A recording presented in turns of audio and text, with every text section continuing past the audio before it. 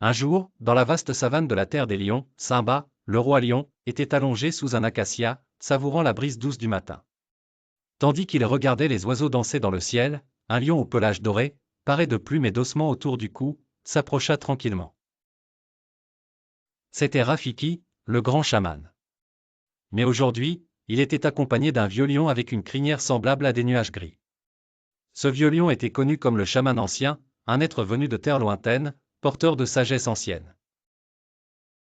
Simba, dit-il de sa voix sage, je suis venu te parler d'un territoire oublié, caché au-delà des montagnes dont on parle dans les légendes.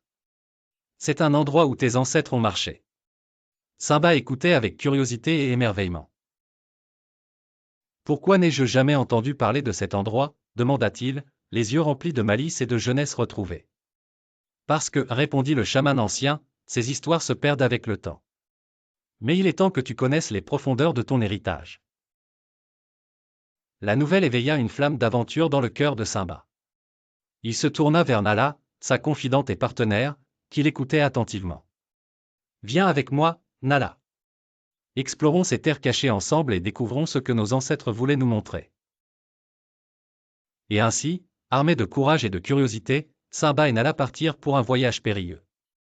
Ils traversèrent les plaines arides, évitèrent les précipices dangereux et bravèrent les tempêtes de sable pour atteindre le sommet des montagnes légendaires.